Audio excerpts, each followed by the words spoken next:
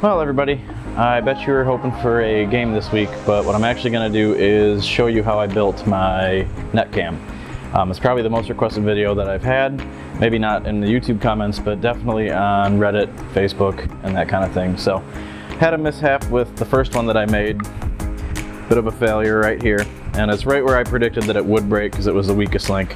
I used clear pine. I was hoping that the absence of any knots in the wood would hopefully keep it strong enough, but whenever you have a piece of wood this small, when you've got end grain at both ends, just like chopping a piece of firewood, something impacts it, it's going to split right down it. So it broke where I thought it would, but I decided to take this opportunity to make some improvements. So I'll take you along and show you how that goes. So the materials needed for this project are, first, the plexiglass. Second thing we're going to need is the PVC board, some Forstner bits, some drill bits, a drill, an impact driver, some wood clamps, stapler, measuring tape, something to mark with, a couple of squares, and some fasteners. You're also going to want a good table saw, a chop saw, and it doesn't hurt to have a good metal grinder, and a compressor that can run your air tools. So the first step in making this will be to rough cut all of the materials that we need. So I'll first take the PVC board, and roughly I'll just measure out 2 1-foot sections, and then we need a 10-inch section.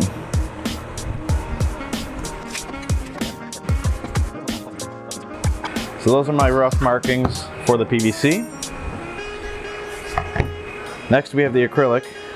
Sometimes these lines that they put on the one side can actually be deceiving to you when you're marking everything else out, because they look like they might be straight, but if you can see that gap there, they are not.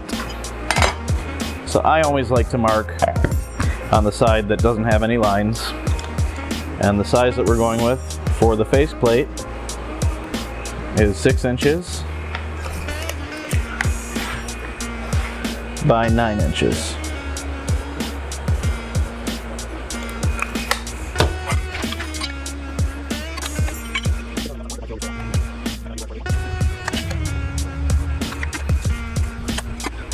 So these are roughly what we want to cut.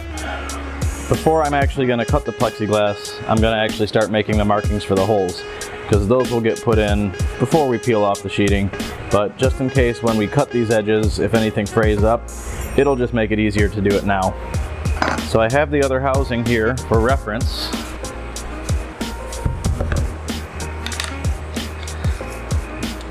It would appear that the first row of holes for the screws is approximately 5/8 of an inch heavy from the top, and the same from the bottom.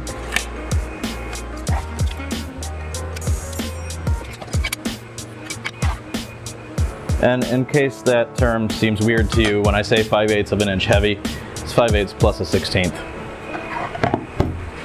So that's the row for the screws, and below that we have a row that I originally intended to allow sound to get to the GoPro better, but once I figured out that the GoPro audio was not really that great, I guess I thought maybe they'll also help out with venting any heat that the GoPro generates while it's running for long periods of time. So we've got one row of holes at 1.5 inches heavy, and then the space between the holes is 1 inch. So we will pick this as our top currently. Actually, I'm going to do myself a favor and do it from this side. So that's our top.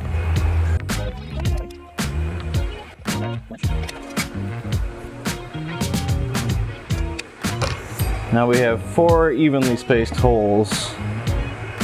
I don't remember how I did it the first time, but I'm just going to crudely rough out or mark out where they are. It doesn't have to be perfect. As far as the other holes, I suppose I'll do the same thing.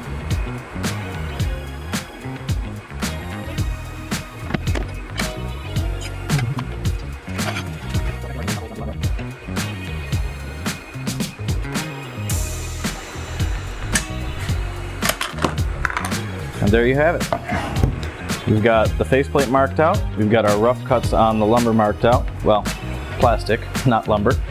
And let's get cutting.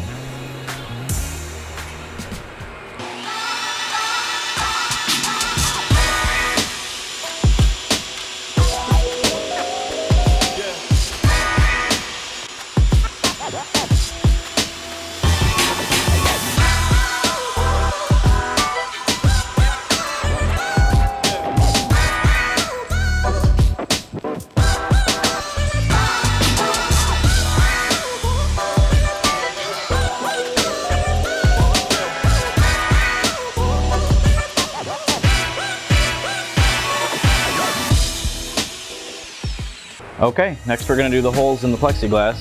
Now when you're doing this, you're going to want to start with the biggest holes first, and then work your way down to the smaller holes. If you start with the smaller holes, with Forstner bits, you end up losing the point to hold it in position when you're making them. So I will go ahead and clamp this guy down.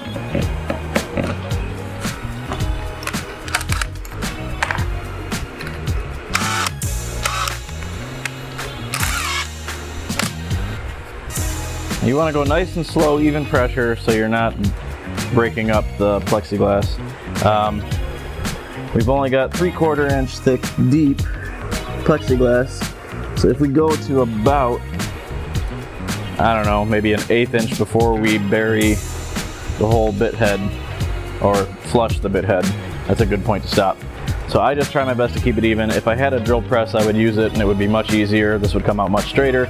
But I don't have one, so this is what I do.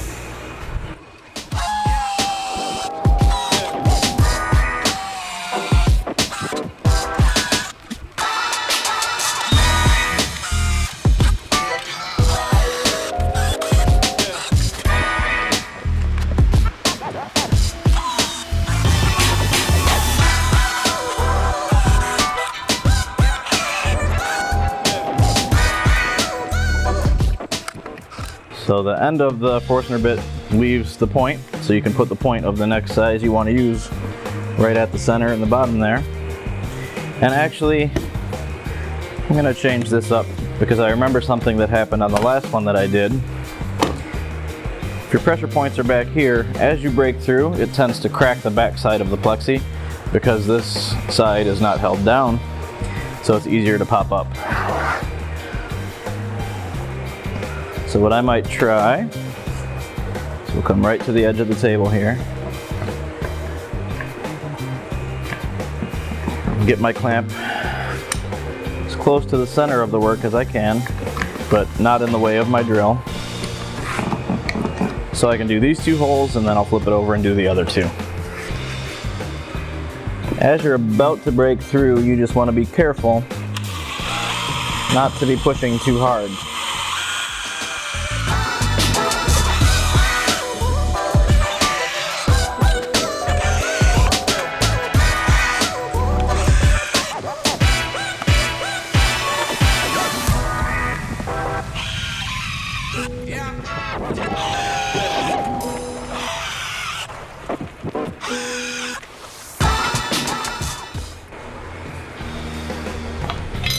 Cutting plastic is always messy. Not my favorite thing in the world to do.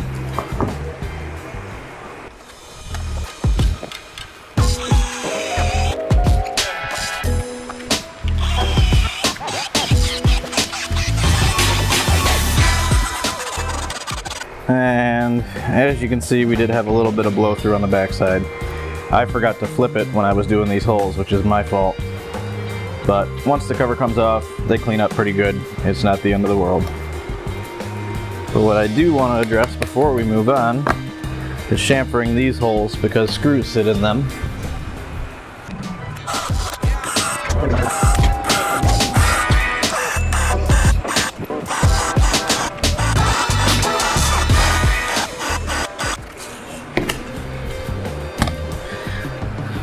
There we go. Go ahead and peel off protective covering or the paper that they ship it with.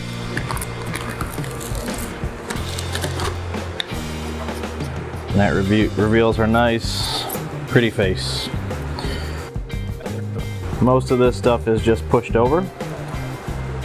You can flick it off with a fingernail. Now the next thing we're going to do is start cutting some of the pieces of the actual housing. Gonna need to make some angled cuts, so we'll pull the sled off of the table saw.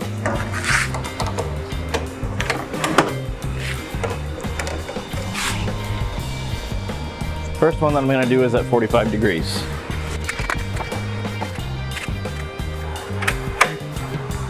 Try to find the center point in one of the 1-foot boards.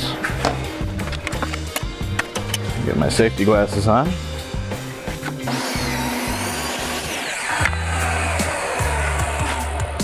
It doesn't have to be perfect, because what we're going to wind up doing is cutting these pieces off right at the edge for the 45s. And then the other sections we're going to use for the parts that go back around the post.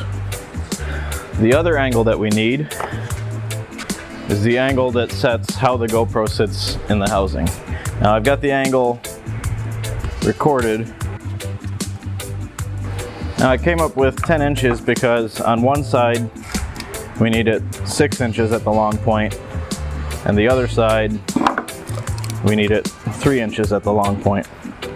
That's the 6 inches for the long here. We'll go to 6.5. If we split the difference and cut right between there, we should be able to establish the angle that we want for both pieces and then trim off the other side to get what size we need.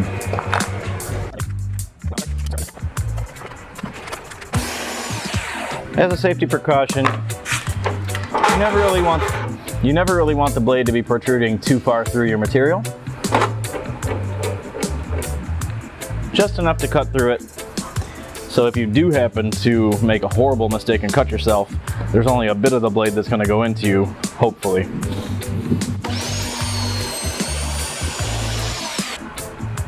So now we'll go ahead and cut off those 45s. So we want a 1-inch rip. I could actually probably get them both out of this piece, or I could get 2 out of each of these, but cutting any smaller than 1 time in something like this is really dangerous because you're going to be very close to the saw blade. So I'll mark 1 and mark the other.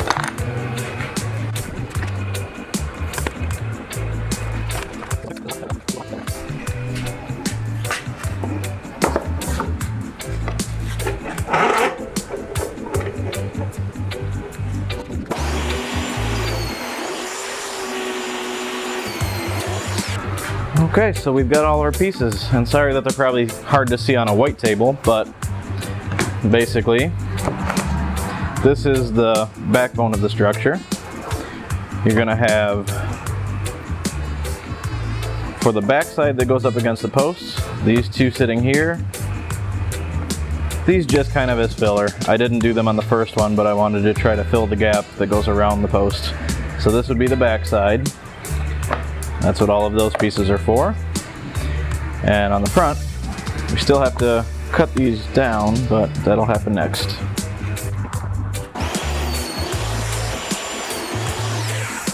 At the right distance, this is where the plexiglass face will go. So before we do that, one tool that I forgot to mention that you will want, I guess you don't need, but it does make things nice, is a router so that you can round over some of these edges so you don't have sharp edges. So we're going to run the router around the plexiglass face and around some portions of this.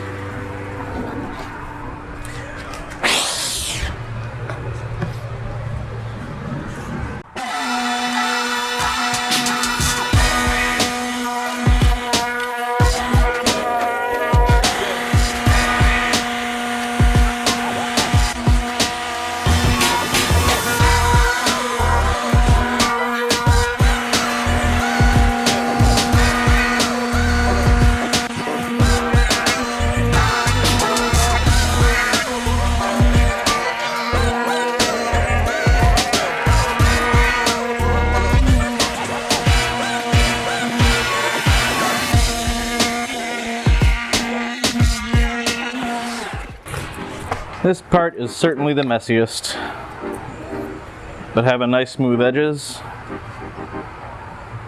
is totally worth it. So next for the assembly phase, we want to try to get this piece as close to where we want it, and we'll drive a couple screws into it. And right now I'm only going to drive in the 2 screws that go in the center. We're going to pre-drill first.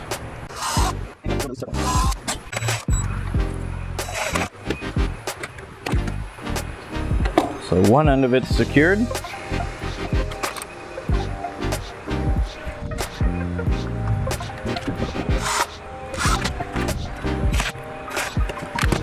While just holding this in place by hand, I'm going to mark a spot center of the bottom and a spot center of the top.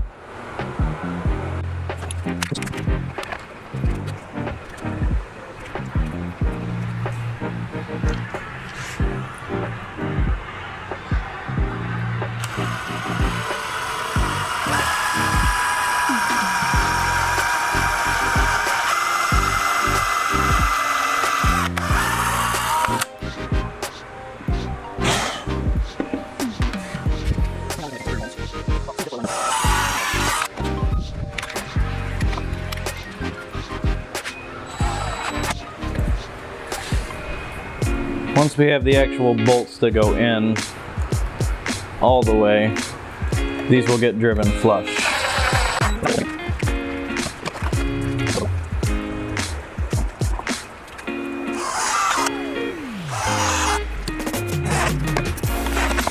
So now that we've got the back on and we don't need to secure this, I will go ahead and drive the rest of the face screws.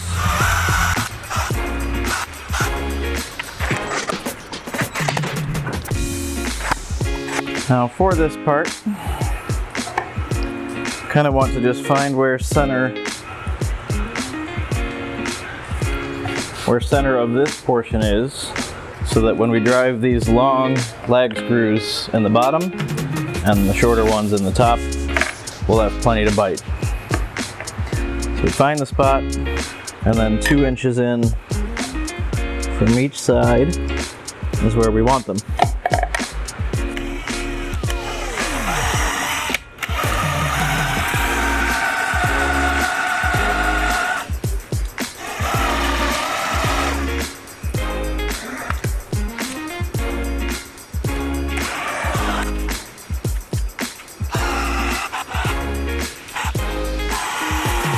The reason we make these is because we need the head of the bolts to be beyond the surface of the back plate, and it also gives us room for a socket and for washers. So once that portion's done, we're going to come in with a 1/4 inch drill to open up just the top portions for the parts that don't have threads. On the bottom ones, the top ones don't require that. But we don't want to go down too far. So I'm just going to eyeball down to about this point.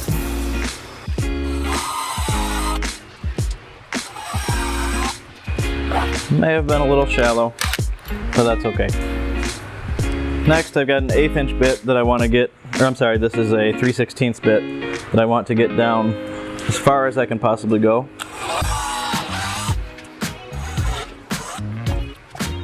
For the front,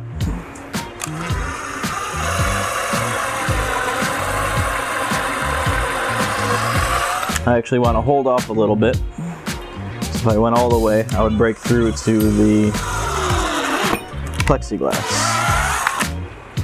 For these bottom holes,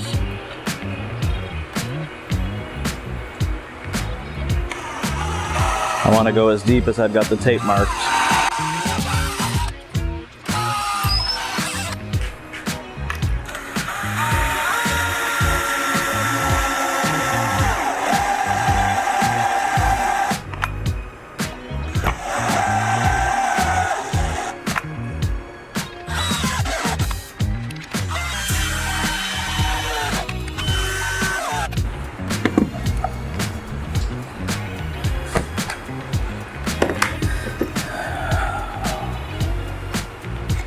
And there we go. Got some nice big bolts on the inside and a couple at the top. Okay, now that the main part of the housing is complete, first I'm going to pull each one of these screws out one by one, countersink them in deeper so they're flush, then we'll work on putting on the side rails.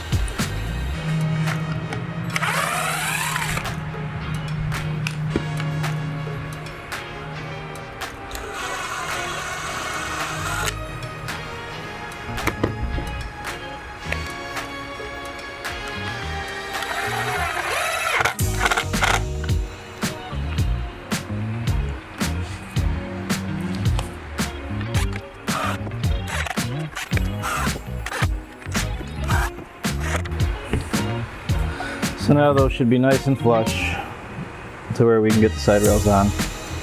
And I did just notice that I forgot to trim these before I routed that corner.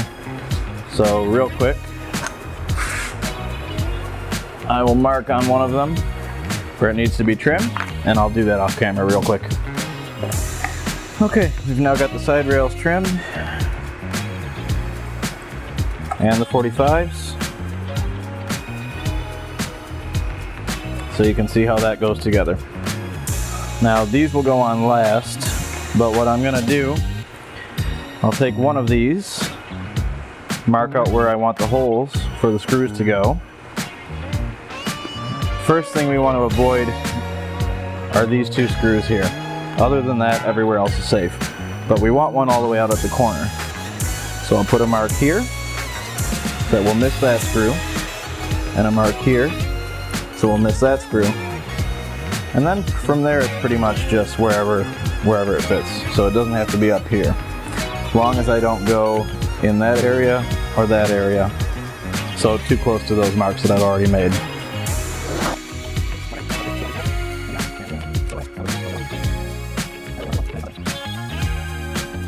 So if we hold this up, the screws that we're using, we do not want to go past that point. So for my counter bore, don't really want to go past where that chamfer is, so that's about a 1/4 inch.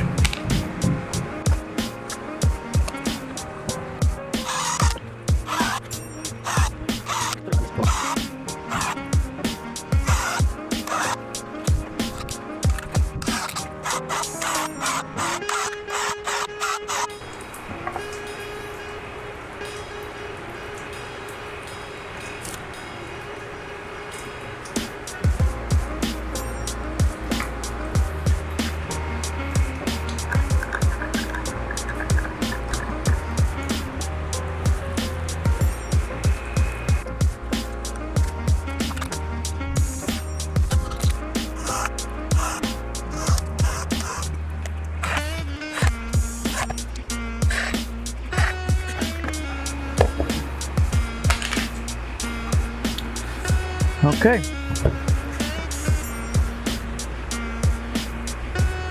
So we're 90% of the way there. All we've got left to do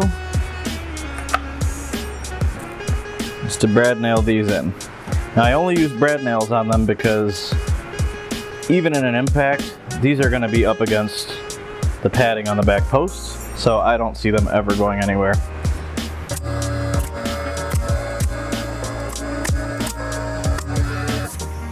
Again, when putting these in, we just want to avoid the screws. Now these are,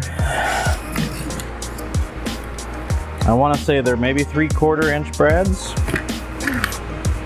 Very small, we don't want them coming out the other side, and I only brad them to these side rails so that if you ever have to take this thing apart, you'll just pull all these screws. These will come off as a unit. Then you can get, well, you can still get to these bolts now, but then you can get to those screws that are buried underneath this. So you can take everything apart. I'm not exactly sure what the guy who is buying this one wants to do as far as his internal setup. If he's going to do a battery, if he's going to do an onboard voice recorder like I do, and a mic. I'm not 100% sure. So for his, this is basically what it's going to be. I will put the straps on the side for them, the Velcro for the side flaps. If he lets me know before I ship it what he wants for the bottom, I could add a hole for a wire to go through or whatever he wants. So that's basically how you build a GoPro housing.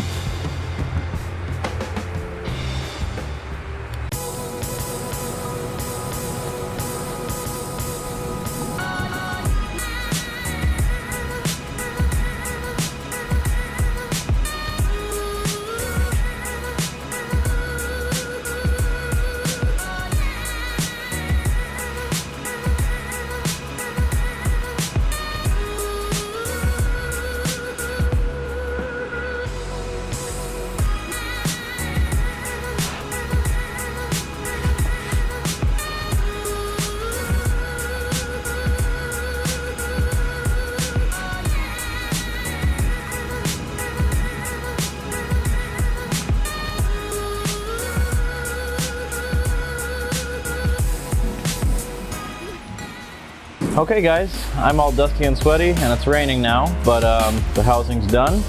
I'm just waiting on a couple details from the guy that's buying it to finalize it. If he wants any other options on it, I'll throw those on. So, hope you guys enjoyed the video. I hope it's helpful. If you guys have any questions about any part of the build, I'll be glad to answer them in the comments. So, feel free to ask your questions down below. If you guys like what you saw, like and subscribe. And if you're just seeing this video, I do GoPro Goalie videos with this net cam in the net and a couple other GoPros around the ice. So if you're a fan of hockey, which why would you be here if you weren't, go ahead and check those out. I'd really appreciate it. So thanks for watching. Everybody have a great week.